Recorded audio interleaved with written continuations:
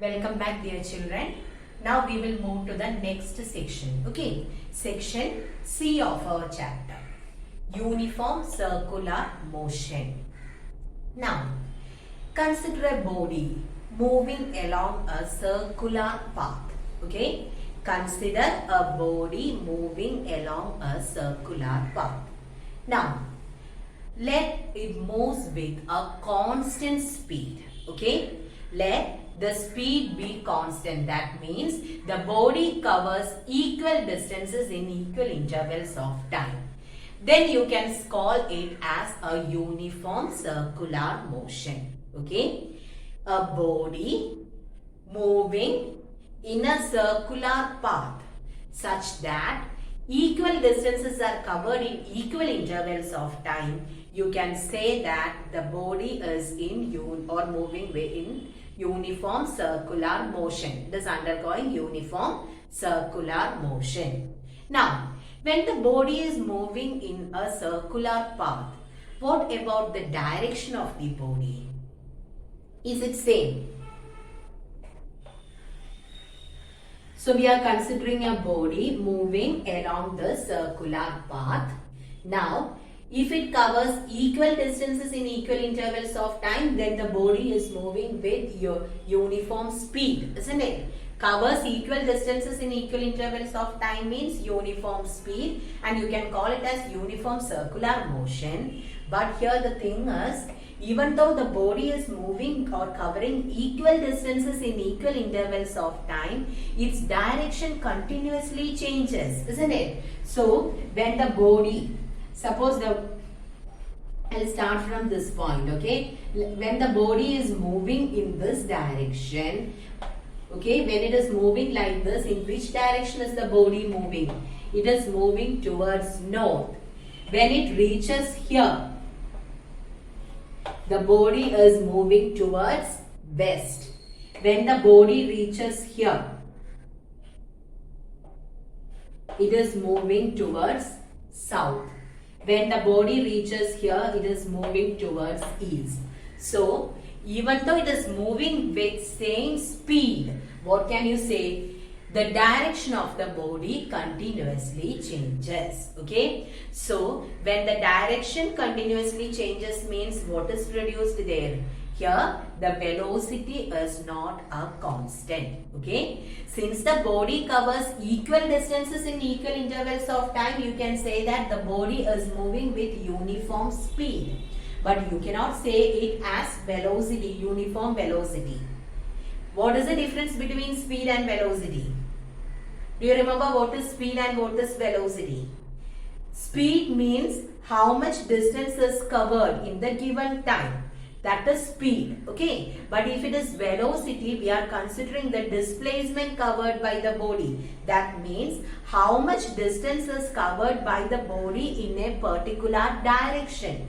In the case of velocity, we will be considering the direction also. Okay. So, I think you remember last year we have learned about distance and displacement, speed and velocity. So, distance means we won't consider the direction, but in the case of displacement, we will consider the direction. Same thing when you consider about speed and velocity. Speed means the body should be, we'll be considering only the distance covered by the body per unit time. But in the case of velocity, we'll be considering the distance covered by the body in that particular direction. Okay. So, when a body is moving along a circular path, even though its speed remains constant, you cannot say that its velocity is constant. Why?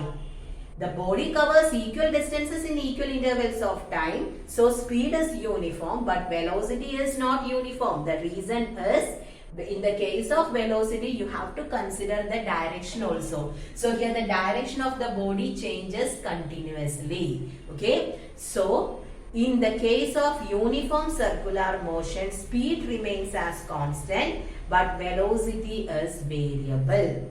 And what is produced due to change in velocity? Change in velocity is acceleration, isn't it? Rate of change of velocity is acceleration. So in the case of uniform circular motion, you can say that the velocity, speed is constant, velocity is variable. So you can call it as an accelerated motion. Okay. Acceleration is produced when there is a change in the velocity of the body. So change in velocity can be due to change in speed or change in direction. In the case of circular motion, change in velocity takes place due to the change in direction of the body. So uniform circular motion can be called as an accelerated motion. Okay. Now we have the differences between uniform linear motion as well as circular motion. What is the difference between linear motion and circular motion? Linear means a body is moving in a straight line, isn't it? If a body moves in a straight line, we will call it as linear motion. In the case of linear motion, the speed as well as velocity remains constant because the body is moving in a straight line. There is no change in the direction of the body. So if that body covers equal distances in equal intervals of time, then the speed as well as velocity will be constant. So uniform linear motion, in uniform linear motion, speed as well as velocity of the body remains constant.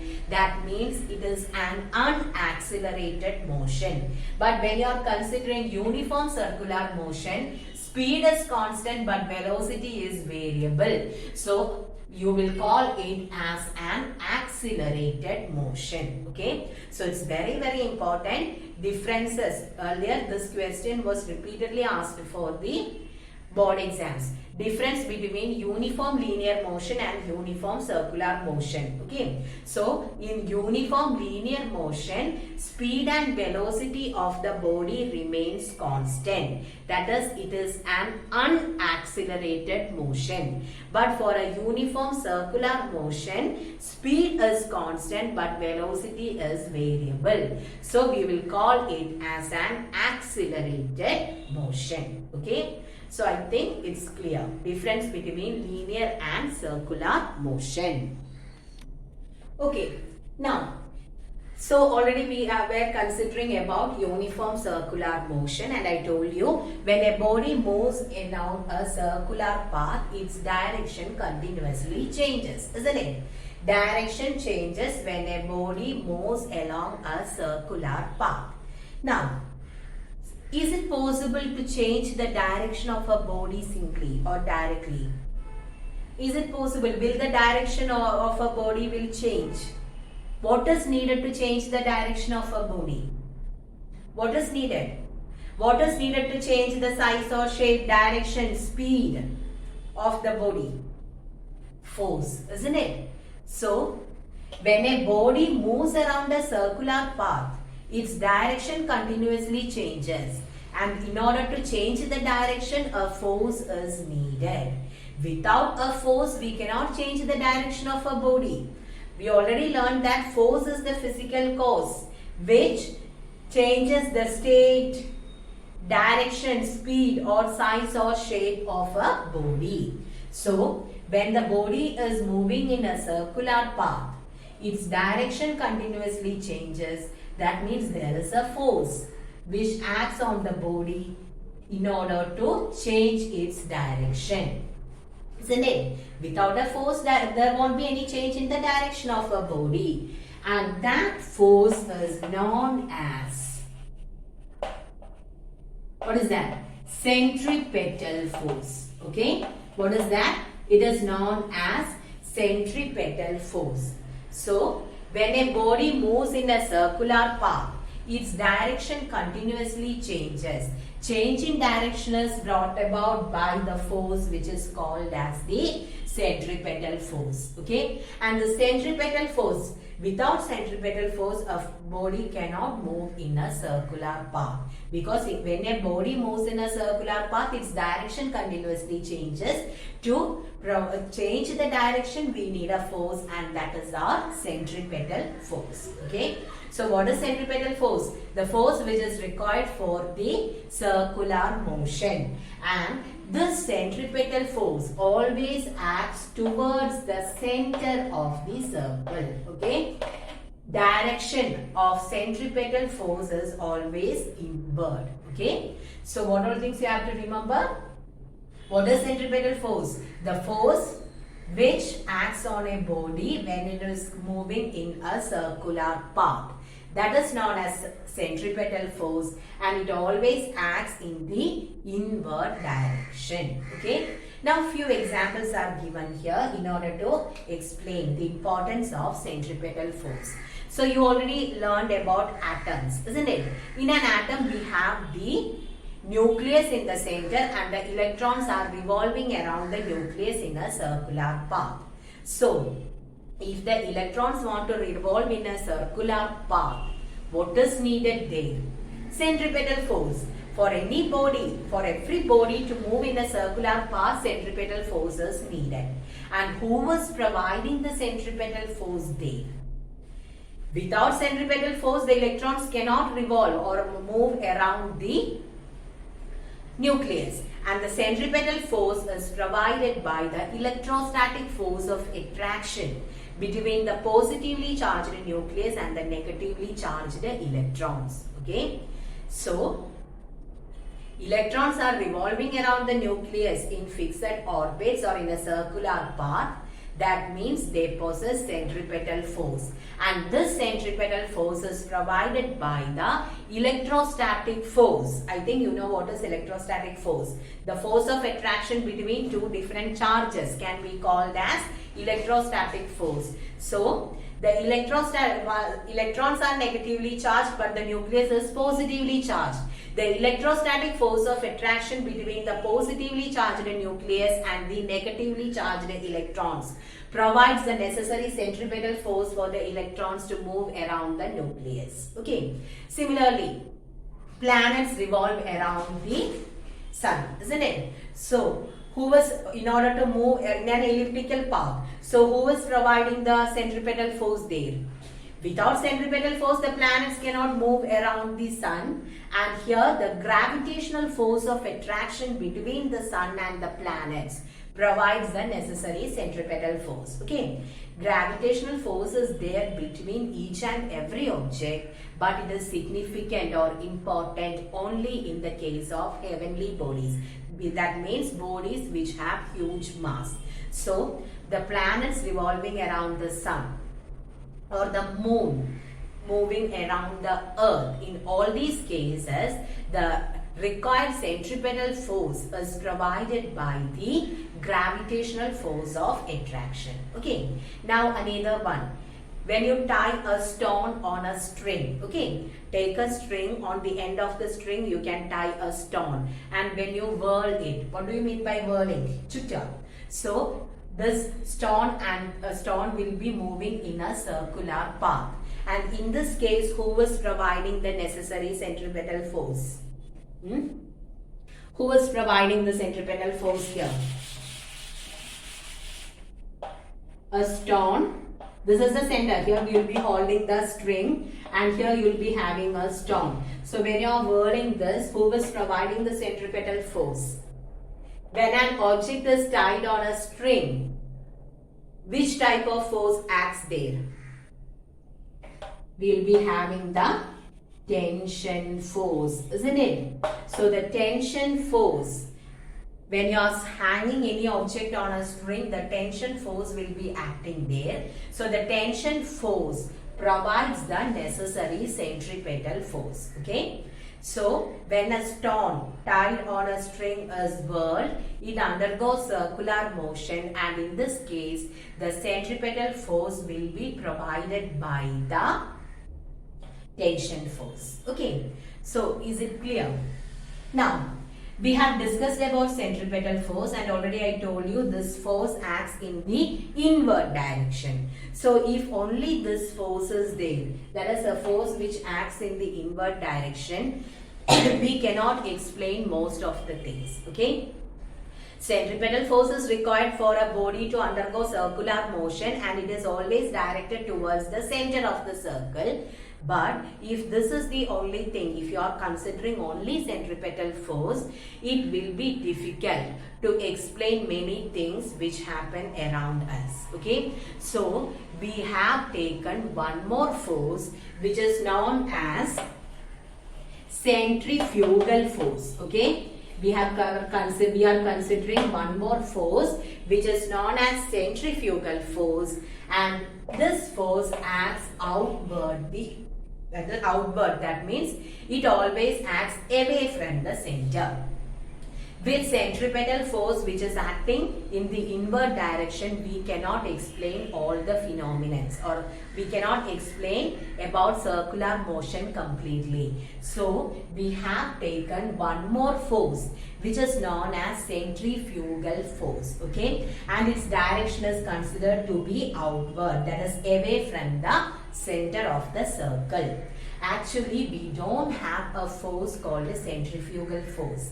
We have assumed that there is a force called the centrifugal force, because without that we cannot explain few things. Okay, so this force, it is not a real force. We'll call it as a virtual or fictitious. Virtual or fictitious means illathathana. Actually, we don't have a force known as centrifugal force.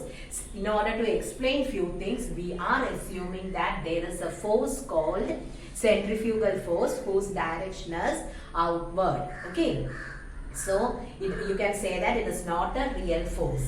Original, so it is known as virtual or fictitious force. Okay, virtual force illyathadana, but we want to explain. In order to explain certain things, we have to consider centrifugal force.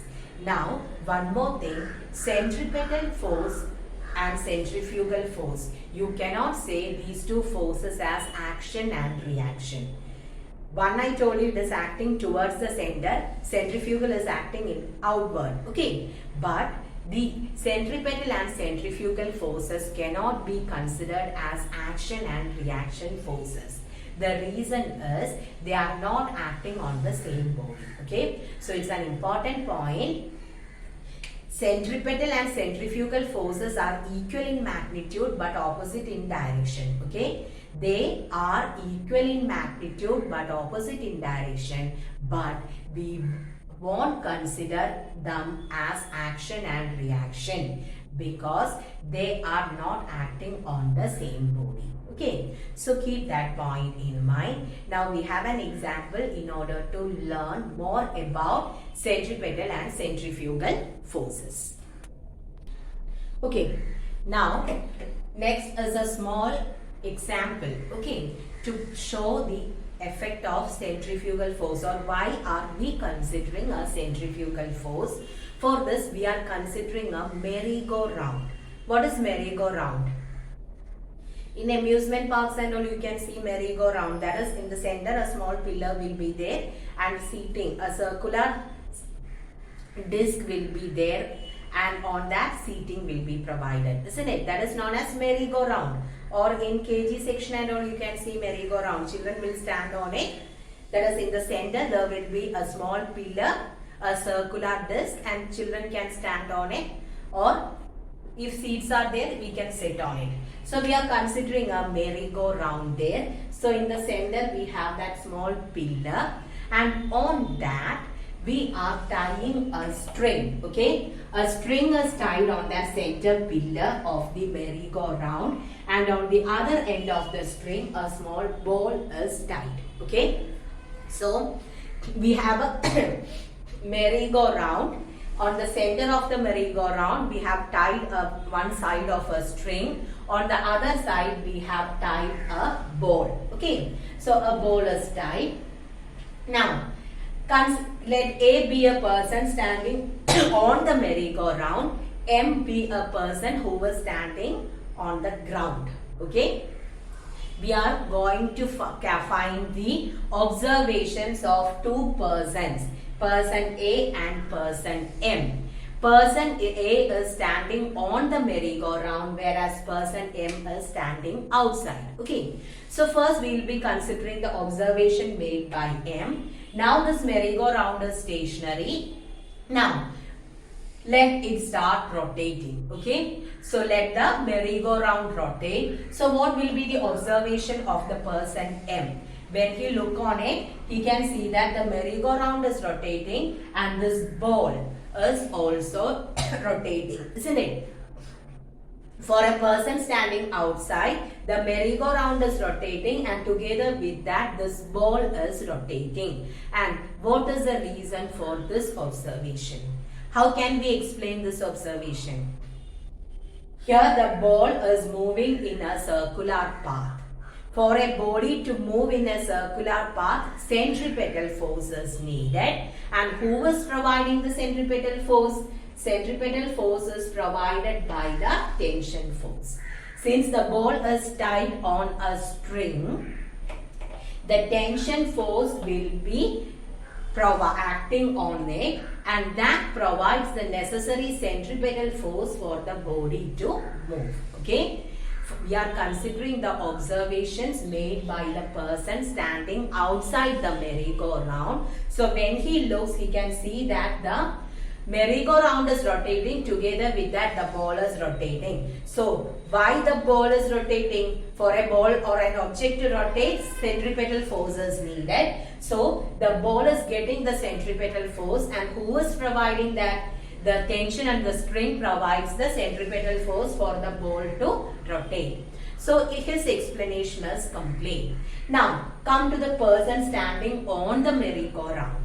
So when he looks into the ball, person is standing on the merry-go-round, merry-go-round is rotating, together with that the person as well as the ball is rotating. So when that person standing on the merry-go-round looks into the ball, every time this ball will be in front of him, isn't it? The person is standing here. So when he looks at the ball remains stationary in front of him. Why? Because he is also rotating with the merry-go-round. So for him, the ball is stationary. And how can he explain that? What is the reason why, or how can he say that the ball remains stationary there?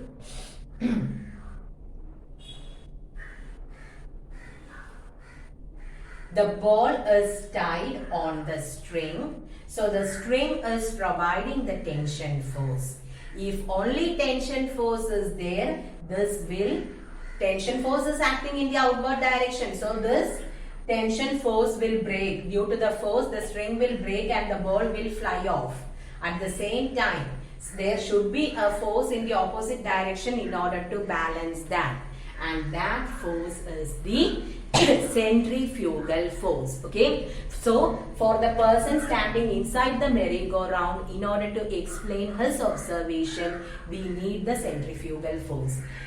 Due to the tension force will be acting outward.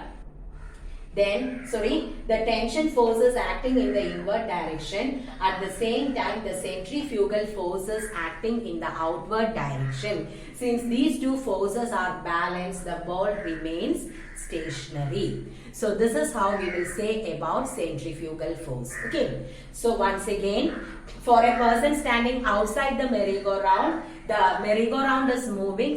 Together with that, the ball is moving. The reason is centripetal force required for circular motion is provided by the tension force exerted by the string.